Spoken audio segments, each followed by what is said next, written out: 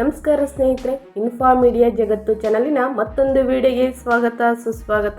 ಸ್ನೇಹಿತರೆ, ಇವತ್ತಿನ ಒಂದು ವಿಡಿಯೋದಲ್ಲಿ ಬ್ಯಾಂಕ್ ಲಾಕರ್ಗಳಲ್ಲಿ ಚಿನ್ನ ಮತ್ತು ಹಣ ಇಡುವವರಿಗೆ 5 ಹೊಸ ನಿಯಮನ ಜಾರಿಗೆ ತಂದಿದ್ದಾರೆ RBI ಕಡೆಯಿಂದ. ಸ್ನೇಹಿತರೆ, ಏನು ಹೊಸ ನಿಯಮ ಅನ್ನೋದನ್ನ ತಿಳಿಸ್ಕೊಡ್ತೀನಿ. ವಿಡಿಯೋನೆಲ್ಲೂ ಕೂಡ ಸ್ಕಿಪ್ ಮಾಡಬೇಡಿ. ಸ್ಕಿಪ್ ಮಾಡೋದ್ರಿಂದ ನಿಮಗೆ ಫುಲ್ ಇನ್ಫಾರ್ಮೇಷನ್ ಸಿಗಲ್ಲ. ಸೊ ಹಾಗಾಗಿ ಬಿಗಿನ್ನಿಂದ ಹೆಂಡ್ ತನಕ ವಿಡಿಯೋ ವಾಚ್ ಮಾಡಿ. ಇಷ್ಟ ಆದರೆ ದಯವಿಟ್ಟು ಲೈಕ್ ಮಾಡೋದನ್ನ ಮರಿತಿದ್ದೀರಾ, ಲೈಕ್ ಮಾಡಿ. ಇನ್ನೂ ನನ್ನ ಚಾನಲ್ನ ಸಬ್ಸ್ಕ್ರೈಬ್ ಮಾಡ್ಕೊಂಡಿಲ್ಲ ಅಂದರೆ ದಯವಿಟ್ಟು ಸಬ್ಸ್ಕ್ರೈಬ್ ಮಾಡ್ಕೊಳ್ಳಿ. ಯಾರೆಲ್ಲ ಸಬ್ಸ್ಕ್ರೈಬ್ ಮಾಡ್ಕೊಂಡಿದ್ದೀರ ಅವ್ರಿಗೆ ಥ್ಯಾಂಕ್ ಯು ಸೋ ಮಚ್ ಅಂತ ಹೇಳ್ತಾ ವಿಡಿಯೋನ ಸ್ಟಾರ್ಟ್ ಮಾಡಿಬಿಡೋಣ.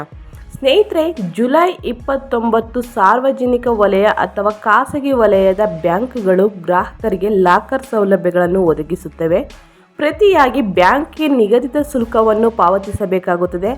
ಇದಕ್ಕಾಗಿ ಕೆಲವು ನಿಯಮಗಳಿವೆ, ಅದರ ಬಗ್ಗೆ ತಿಳಿದುಕೊಳ್ಳೋಣ. ಸ್ನೇಹಿತರೆ, ವಿಡಿಯೋನ ಇವಾಗ ಎಲ್ಲೂ ಕೂಡ ಸ್ಕಿಪ್ ಮಾಡಬೇಡಿ. ಬ್ಯಾಂಕ್ ಲಾಕರ್ನಲ್ಲಿ ವಸ್ತುಗಳನ್ನು ಸುರಕ್ಷಿತವಾಗಿಡಲು ಅವುಗಳನ್ನು ಮನೆಯಲ್ಲಿ ಇಡುವುದರಿಂದ ಅಪಾಯ ಎದುರಾಗಬಹುದು.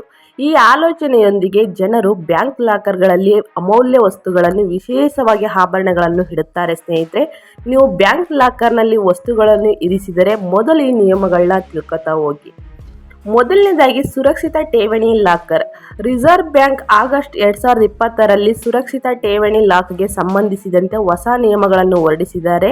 ಈ ನಿಯಮದ ಅಡಿಯಲ್ಲಿ ಬ್ಯಾಂಕ್ಗಳು ಈಗಿರುವ ಲಾಕರ್ ಹೊಂದಿರುವವರಿಗೆ ಈ ಒಪ್ಪಂದವನ್ನು ಜನವರಿ 1, 2023ರೊಳಗೆ ಪರಿಷ್ಕರಿಸಬೇಕಾಗಿತ್ತು.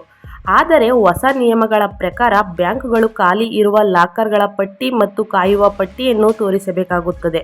ಇದರ ಹೊರತಾಗಿ ಲಾಕರ್ಗಾಗಿ ಗ್ರಾಹಕರೊಂದಿಗೆ ಗರಿಷ್ಠ 3 ವರ್ಷಗಳ ಬಾಡಿಗೆಯನ್ನು ಒಂದೇ ಬಾರಿಗೆ ವಿಧಿಸುವ ಹಕ್ಕನ್ನು ಬ್ಯಾಂಕ್ಗಳು ಹೊಂದಿರುತ್ತದೆ. ಸ್ನೇಹಿತರೆ, ಪರಿಷ್ಕೃತ RBI ನಿಯಮಗಳ ಪ್ರಕಾರ ಬ್ಯಾಂಕ್ಗಳು ಮಾಡಿದ ಲಾಕರ್ ಒಪ್ಪಂದವು ಯಾವುದೇ ಅನ್ಯಾಯದ ಪರಿಸ್ಥಿತಿಗಳನ್ನು ಒಳಗೊಂಡಿಲ್ಲ ಎಂದು ಖಚಿತಪಡಿಸಿಕೊಳ್ಳಬೇಕು.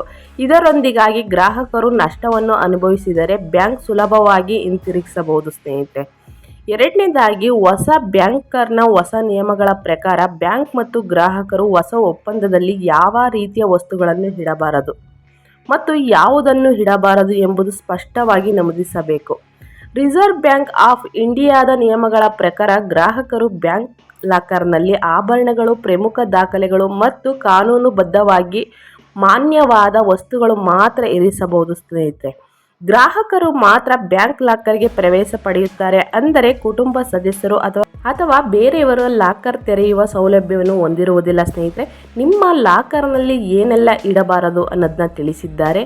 ಮೊದಲನೇದಾಗಿ ಶಸ್ತ್ರಾಸ್ತ್ರಗಳು, ನಗದು ಅಥವಾ ವಿದೇಶಿ ಕರೆನ್ಸಿ ಅಥವಾ ಔಷಧಗಳು ಅಥವಾ ಯಾವುದೇ ಮಾರಣಾಂತಿಕ ವಿಷಕಾರಿ ವಸ್ತುಗಳನ್ನು ಬ್ಯಾಂಕ್ ಲಾಕರ್ನಲ್ಲಿ ಇರಿಸಲಾಗುವುದಿಲ್ಲ. ಲಾಕರ್ನಲ್ಲಿ ನಗದು ಇರಿಸಿದರೆ ಅದು ನಿಯಮಗಳಿಗೆ ವಿರುದ್ಧವಾಗಿರುತ್ತದೆ ಮತ್ತು ಯಾವುದೇ ನಷ್ಟಕ್ಕೆ ಬ್ಯಾಂಕ್ ಜವಾಬ್ದಾರಿನಾಗಿರುವುದಿಲ್ಲ. ಸ್ನೇಹಿತರೆ, ಮೊದಲನೇದಾಗಿ ಇದನ್ನು ತಿಳಿಸ್ಕೊಟ್ಟಿದ್ದಾರೆ. ಅದರ ಜೊತೆಗೆ ನಾಮೀನು ಮಾಡುವ ನಿಯಮಗಳು. ಲಾಕರ್ ಹೋಲ್ಡರ್ ಯಾರನ್ನಾದರೂ ತನ್ನ ಲಾಕರ್ಗೆ ನಾಮಿನಿಯಾಗಿ ಮಾಡಿದರೆ ಅವನು ಮರಣದ ನಂತರ ಲಾಕರನ್ನು ತೆರೆಯಲು ಮತ್ತು ಅದರ ವಿಷಯಗಳನ್ನು ಹೊರತೆಗೆಯಲು ನಾಮಿನಿಗೆ ಹಕ್ಕಿದೆ. ಸಂಪೂರ್ಣ ಪರಿಶೀಲನೆಯ ನಂತರ ಬ್ಯಾಂಕ್ಗಳು ನಾಮಿನಿಗೆ ಈ ಪ್ರವೇಶವನ್ನು ನೀಡುತ್ತಾರೆ. ಸ್ನೇಹಿತರೆ, ಸೊ ಹಾಗಾಗಿ ಈ ನಿಯಮಗಳ ಪ್ರಕಾರ ಯಾರೆಲ್ಲ ಹಣ ಮತ್ತು ಚಿನ್ನನ ಲಾಕರಲ್ಲಿ ಬ್ಯಾಂಕ್ಗಳಲ್ಲಿ ಇಡಬೇಕು ಅಂದ್ಕೊಂಡಿದ್ದೀರಾ, ಈ ನಿಯಮಗಳನ್ನ ಫಾಲೋ ಮಾಡಿ ಅಂದ್ಬಿಟ್ಟು RBI ಕಡೆಯಿಂದ ಒಂದು ಹೊಸ ನಿಯಮನ ಬಿಟ್ಟಿದ್ದಾರೆ. ಸ್ನೇಹಿತರೆ, ಸೊ ಹಾಗಾಗಿ ಯಾರೆಲ್ಲ ಈ ಹೊಸ ರೂಲ್ಸ್ನ ಫಾಲೋ ಮಾಡಿಬಿಟ್ಟು ನಾನು ಚಿನ್ನ ಮತ್ತು ಹಣನ ಇಡಬೇಕು ಅಂದ್ಕೊಂಡಿದ್ದೀರಾ, ದಯವಿಟ್ಟು ಈ ರೂಲ್ಸ್ನ ಫಾಲೋ ಮಾಡಿ ಅಂದ್ಬಿಟ್ಟು RBI ಕಡೆಯಿಂದ ಈ ಬಂದಿರೋ ಹೊಸ ರೂಲ್ಸ್. ಸ್ನೇಹಿತರೆ, okay, thank you for watching. ಮತ್ತೊಂದು ಹೊಸ ಅಪ್ಡೇಟ್ನ ತೊಗೊಂಡು ಬರ್ತೀನಿ. ಈ ವಿಡಿಯೋ ಇಷ್ಟ ಆದರೆ ದಯವಿಟ್ಟು ಲೈಕ್, ಕಮೆಂಟ್, ಶೇರ್ ಮಾಡಿ. ವಿಡಿಯೋನ ಹೆಚ್ಚು ಫ್ಯಾಮಿಲಿಗೆ, ಫ್ರೆಂಡ್ಸ್ಗೆ ಶೇರ್ ಮಾಡಿ. ಮತ್ತೊಂದು ವಿಡಿಯೋ ಜೊತೆ ಮತ್ತೊಂದು ಹೊಸ ಅಪ್ಡೇಟ್ನ ತೊಗೊಂಡು ಬರ್ತೀನಿ. Thank you for watching.